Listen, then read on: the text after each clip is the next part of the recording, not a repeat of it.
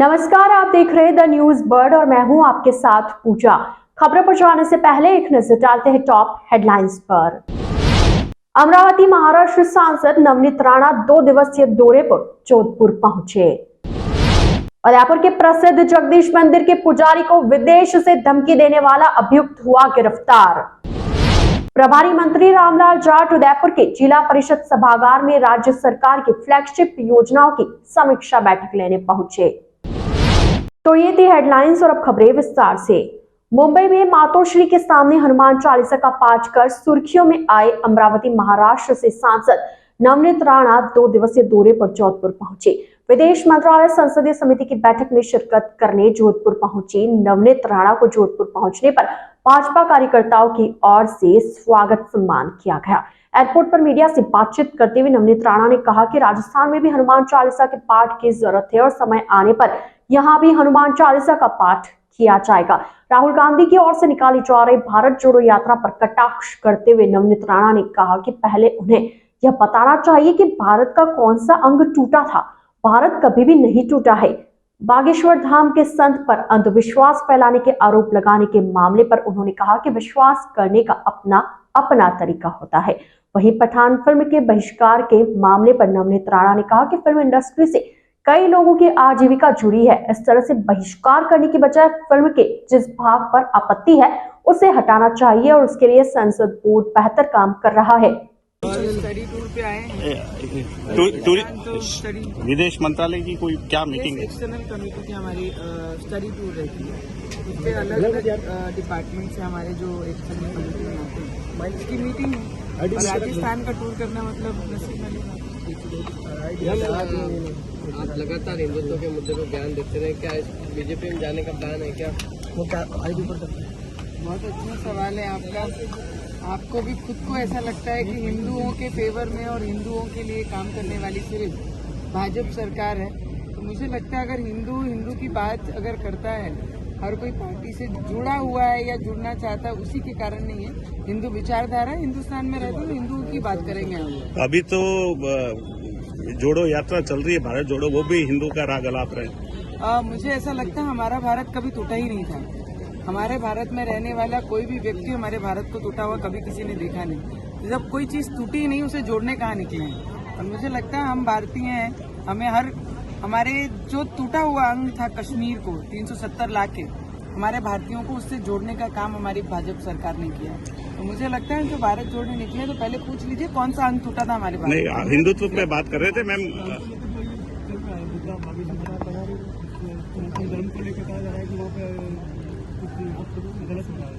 अंधविश्वास को लेकर उन पर आरोप लगाए जा रहे हैं कि वो बागेश्वर धाम हमारी भाजपा सरकार ने किया।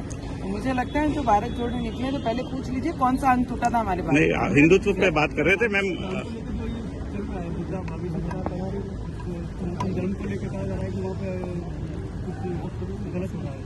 अंधविश्वास को लेकर उन पर आरोप लगाए जा रहे हैं कि वो बागेश्वर धाम के साथ जी है, वो अंधविश्वास फैला रहे हैं। और अभी महाराष्ट्र की कोई समिति थी, वो उनको चैलेंज भी कुछ दिया है, उसको लेकर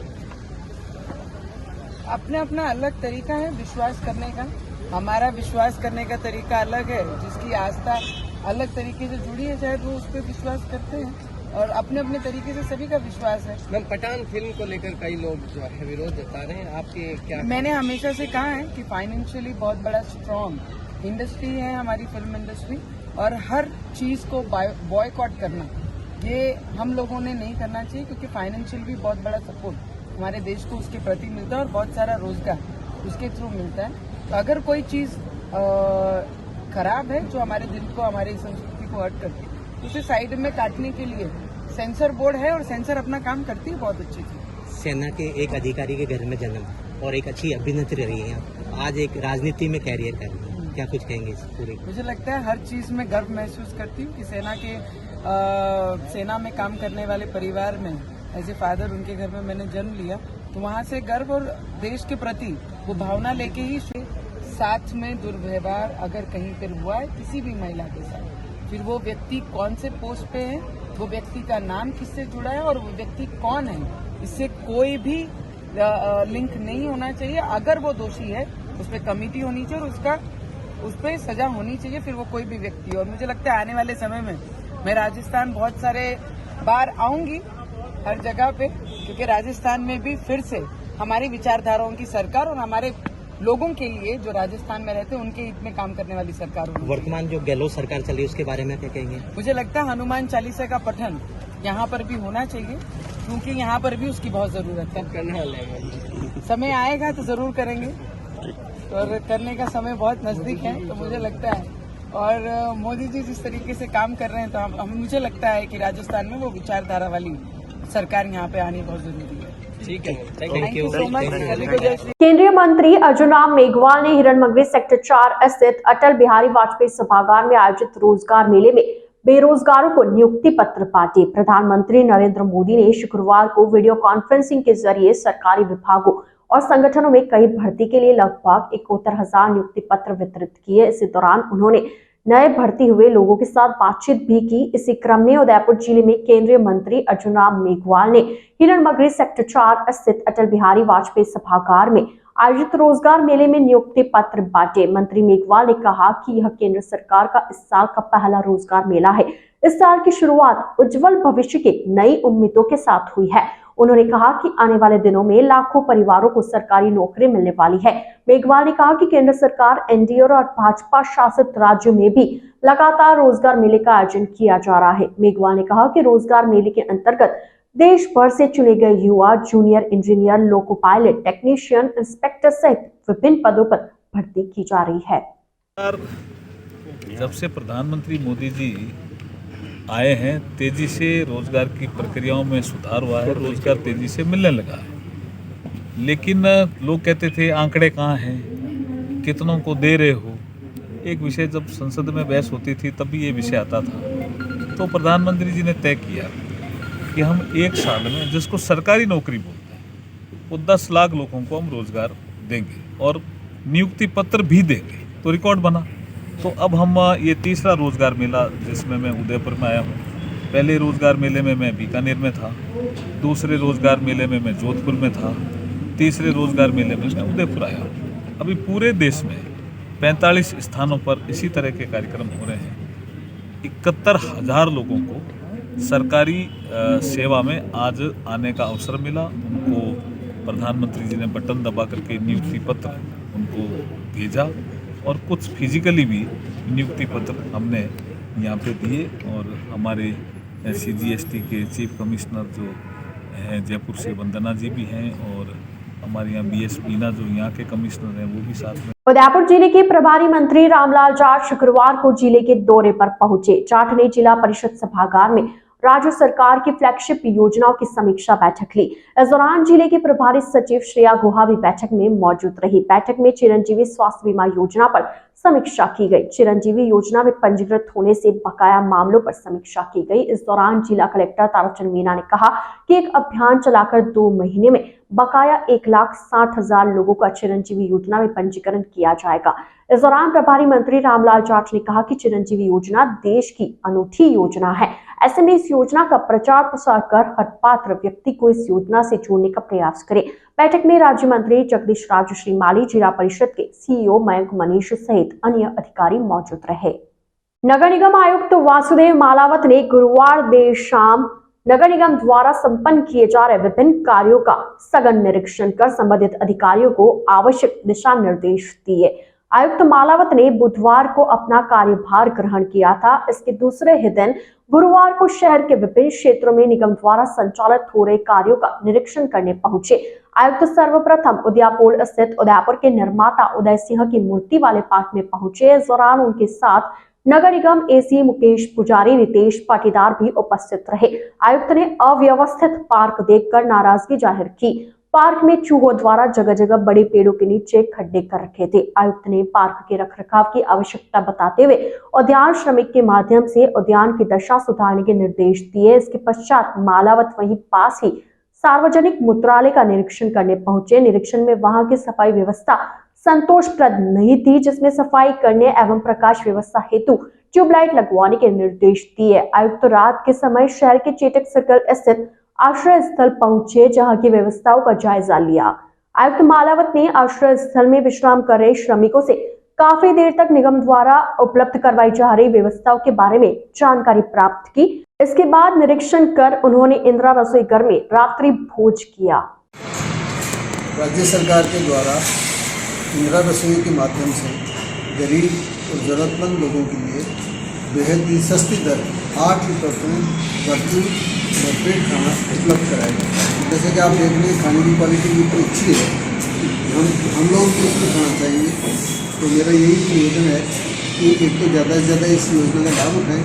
नगर निगम के द्वारा ये प्रयास किया जा रहा है कि इन रसोइयों पर पूरी व्यवस्थाएँ हों, अच्छा खाना मिले, पानी मिले और भी अन्य सभी तरह की सुविधाएं उपलब्ध हो ताकि आम आदमी को से भी लाभ मिल सके। सर, आज पहला दिन है आपका नगर निगम में और आपने उदयपुर पे काफ़ी जगह इंस्पेक्शन किया है, क्या निर्देश दिए हैं आपने अधिकारियों को?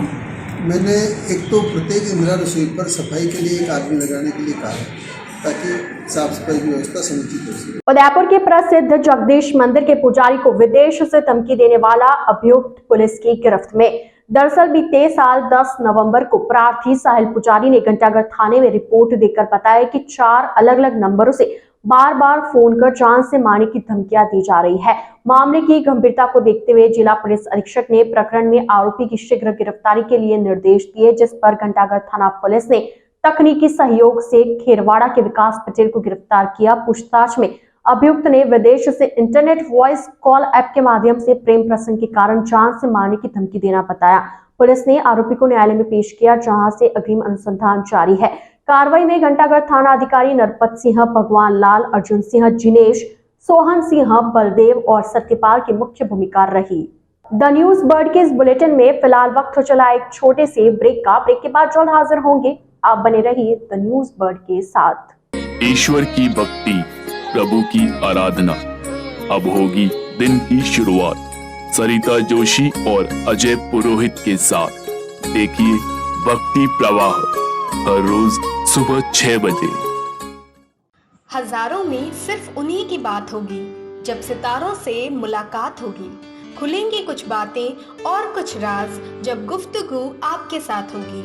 मैं शिवानी लेकर आ रही हूँ बर्थडे स्पेशल, जिसमें मैं आपको बताऊंगी आपके ही पसंदीदा कलाकारों के बारे में। एक ऐसा प्रदेश जहां वीरों ने अपने खून से लिखा इतिहास, एक ऐसा प्रदेश जहां आज भी सुनाई जाती है वीरों की गाथाएं, एक ऐसा प्रदेश जहां के दुर्ग खुद बताते हैं यहां का इतिहास। द न्यूज बर्ड पर देखिए गौरव राजस्थान का हर सोमवार दोपहर 1 बजे। एक सितारा जिसने किया करोड़ों लोगों के दिलों पर राज, अपनी कलाकारी से कभी रुलाया तो कभी हंसाया। रंगमंच की दुनिया में जिसने की खूब अपनी जिंदगानी। द न्यूज बर्ड पर जानिए ऐसे ही सितारों की कहानी अर्पिता की जुबानी।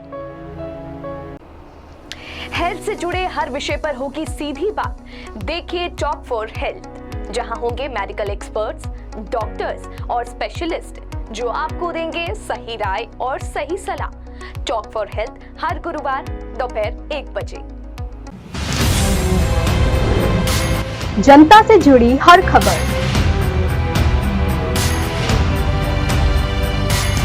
खबरों से जुड़ा हर सच,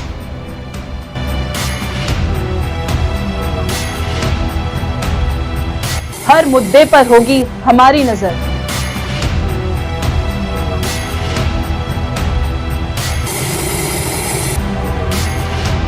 हम आपको बताएंगे खबरों के पीछे का सच।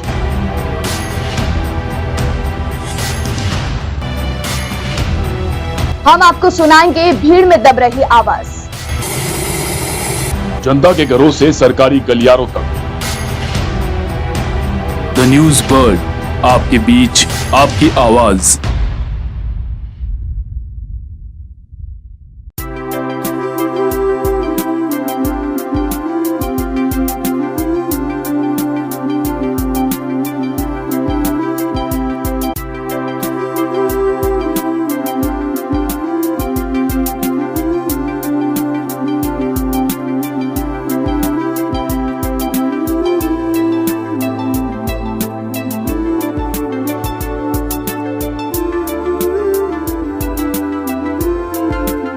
ब्रेक के बाद आपका स्वागत है। आमजन के जीवन में फोन का कितना महत्व है वो आप और हम सभी जानते हैं। आज के युग में सारा काम फोन से ही होता है। ऐसे में अगर आपका फोन कहीं चोरी हो जाए या गुम हो जाए तो कितना नुकसान झेलना पड़ता है। ऐसा ना जाने कितने लोगों के साथ होता है। ऐसे में आमजन के चोरी हुए मोबाइल उन तक वापस पहुंचाने के लिए उदयपुर पुलिस द्वारा विशेष अभियान चलाया जा रहा है, जिसके तहत शुक्रवार को पुलिस लाइन में जिला पुलिस अधीक्षक ने खोए या चोरी हुए मोबाइल पुनः मोबाइल के मालिकों तक पहुंचाए। जिला पुलिस अधीक्षक विकास शर्मा ने बताया कि अभय कमांड और साइबर सेल की मदद से आमजन के खोए हुए मोबाइल उन तक वापस पहुंचाए जा रहे हैं। शुक्रवार को कुल 133 लोगों के मोबाइल पुलिस ने पुनः मोबाइल के मालिक को दिए और आगे भी यह अभियान जारी रहेगा। प्रजापति नाम है मेरा, नाथद्वारा से बिलोंग करता हूँ। यहाँ पढ़ाई करने आया था तो साल भर पहले मेरा फ़ोन गुम गया था, तो भोपालपुरा पुलिस थाने में हमने रिपोर्ट लिखाई थी। तो अब सर का फ़ोन आया अभी इस जनवरी में, तो अभी फ़ोन मिल गया है।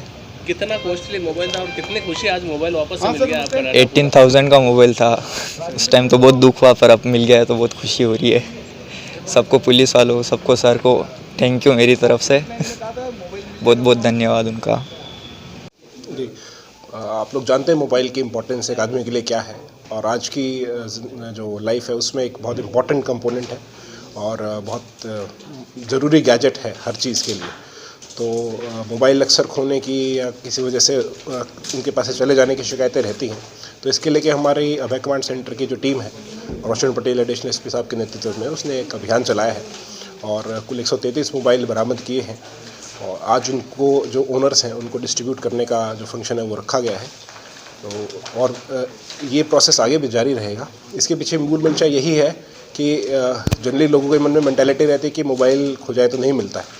तो हम एक प्रयास कर रहे हैं कि इस मार्फत कोशिश करें कि जितने भी हम लोगों को मोबाइल लौटा सकें उनके मोबाइल उनको वापस लौटाएं, क्योंकि मोबाइल में बहुत उनके काम की चीज़ें, उनकी पर्सनल फ़ोटोज़, उनकी व्यक्तिगत लाइफ की बहुत ज़रूरी चीज़ें रहती हैं।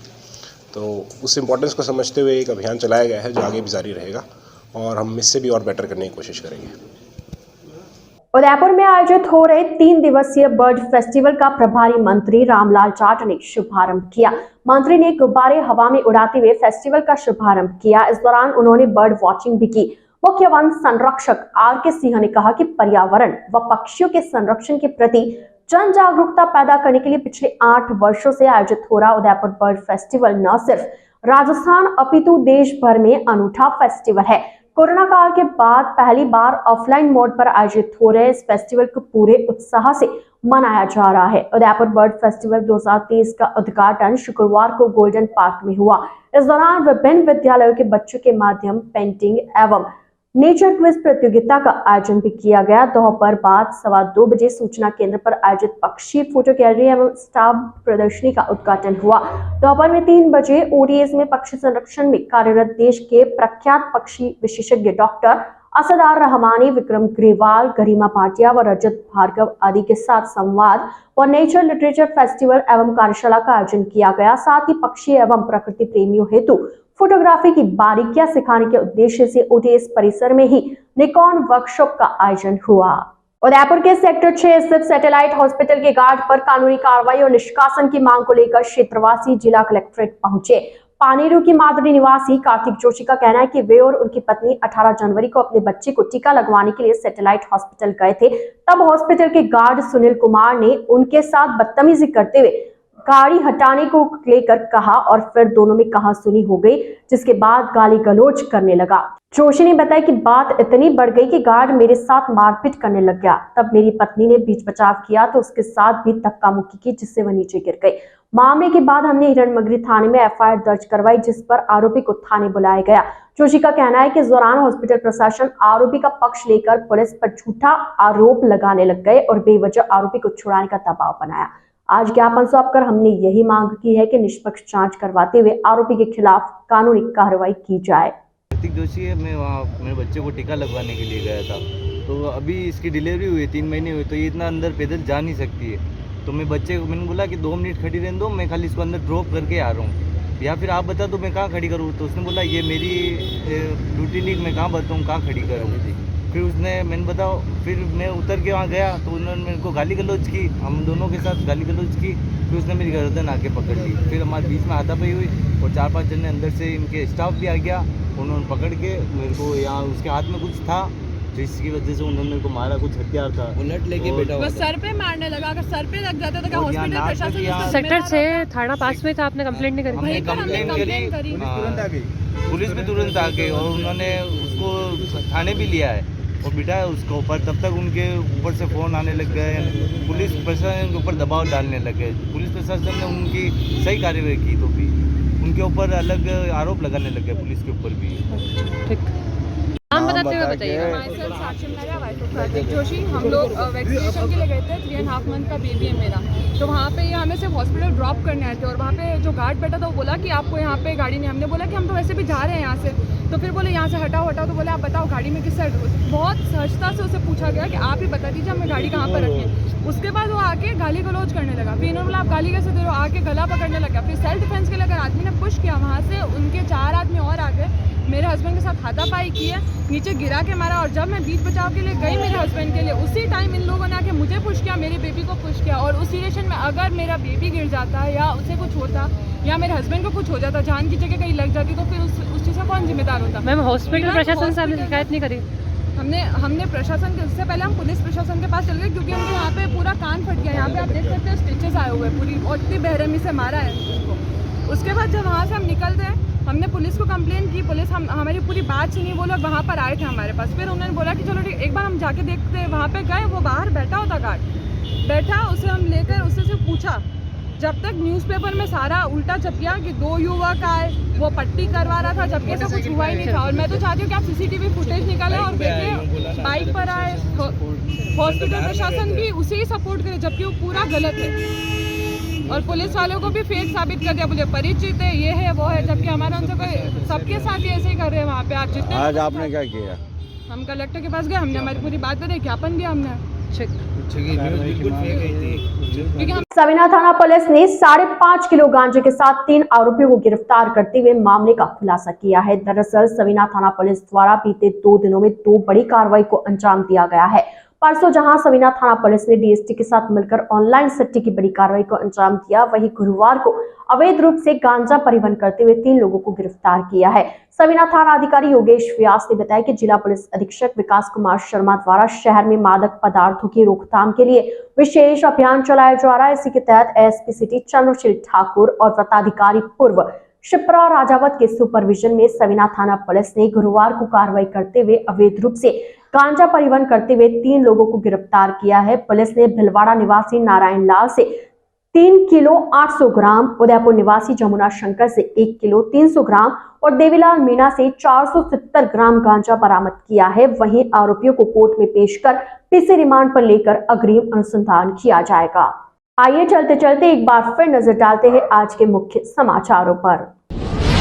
अमरावती महाराष्ट्र सांसद नवनीत राणा 2 दिवसीय दौरे पर जोधपुर पहुंचे। उदयपुर के प्रसिद्ध जगदीश मंदिर के पुजारी को विदेश से धमकी देने वाला अभियुक्त हुआ गिरफ्तार। प्रभारी मंत्री रामलाल जाट उदयपुर के जिला परिषद सभागार में राज्य सरकार की फ्लैगशिप योजनाओं की समीक्षा बैठक लेने पहुंचे। तो आज के बुलेटिन में फिलहाल इतना ही। अब दीजिए इजाजत। पूजा कौर आप बने रहिए द न्यूज बर्ड के साथ। नमस्कार।